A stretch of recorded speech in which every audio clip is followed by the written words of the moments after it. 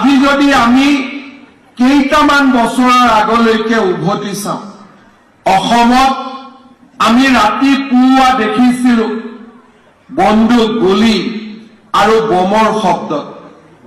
আজি কেন্দ্ৰীয় গৃহমন্ত্ৰী অমিত শ্বাহ ডাঙৰীয়াৰ নেতৃত্বত এখনৰ পিছত এখনকৈ ৰাজ্যত শান্তি চুক্তি স্বাক্ষৰ হ'ল আৰু অসমৰ উন্নতি আৰু বিকাশৰ এক নতুন পথ তেখেতে অংকন কৰিলে। প্ৰধানমন্ত্ৰী নৰেন্দ্ৰ মোদীয়ে দুহাতেৰে অসমৰ উন্নয়নৰ বাবে আমাক আশীৰ্বাদ কৰিলে।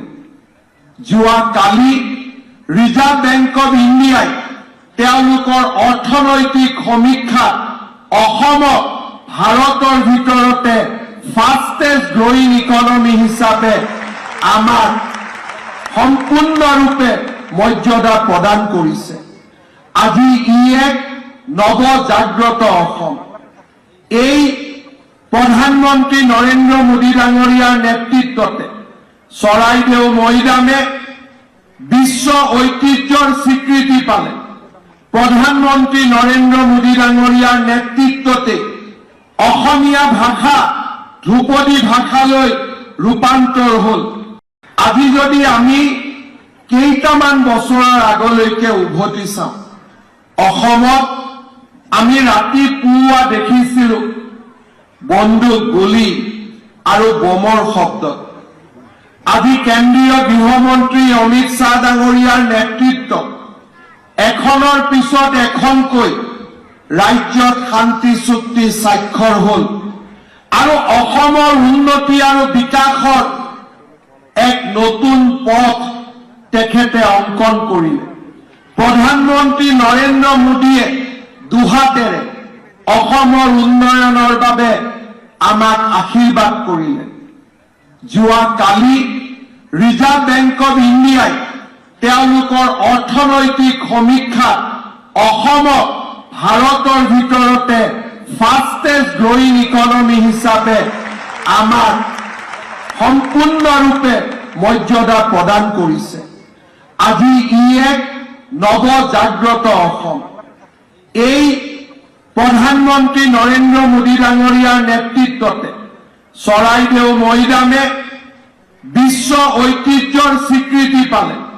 প্ৰধানমন্ত্ৰী নৰেন্দ্ৰ মোদী ডাঙৰীয়াৰ নেতৃত্বতে অসমীয়া ভাষা ধ্ৰুপদী ভাষালৈ ৰূপান্তৰ হ'ল।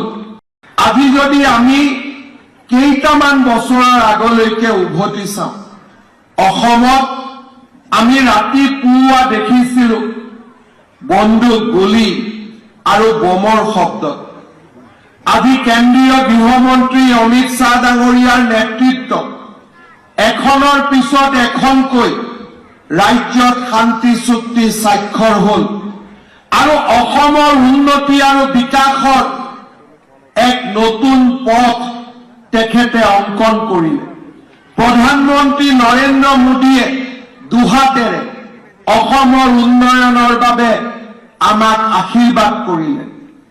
যোৱা কালি ৰিজাৰ্ভ বেংক অৱ ইণ্ডিয়াই তেওঁলোকৰ অৰ্থনৈতিক সমীক্ষাত অসমক ভাৰতৰ ভিতৰতে ফাষ্টেষ্ট গ্ৰয়িং ইকনমি হিচাপে আমাক সম্পূৰ্ণৰূপে মৰ্যাদা প্ৰদান কৰিছে। আজি ই এক নৱজাগ্ৰত অসম।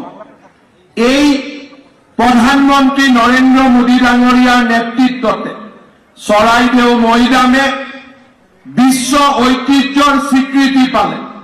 প্ৰধানমন্ত্ৰী নৰেন্দ্ৰ মোদী ডাঙৰীয়াৰ নেতৃত্বতে অসমীয়া ভাষা ধ্ৰুপদী ভাষালৈ ৰূপান্তৰ হ'ল।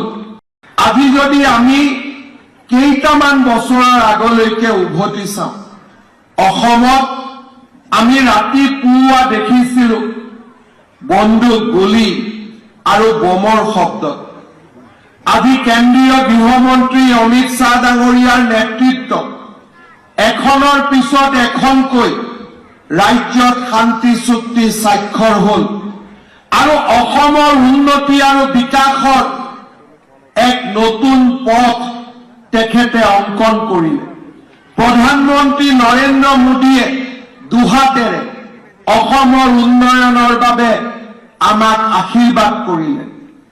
যোৱা কালি ৰিজাৰ্ভ বেংক অৱ ইণ্ডিয়াই তেওঁলোকৰ অৰ্থনৈতিক সমীক্ষাত অসমক ভাৰতৰ ভিতৰতে ফাষ্টেষ্ট গ্ৰয়িং ইকনমি হিচাপে আমাক সম্পূৰ্ণৰূপে মৰ্যাদা প্ৰদান কৰিছে।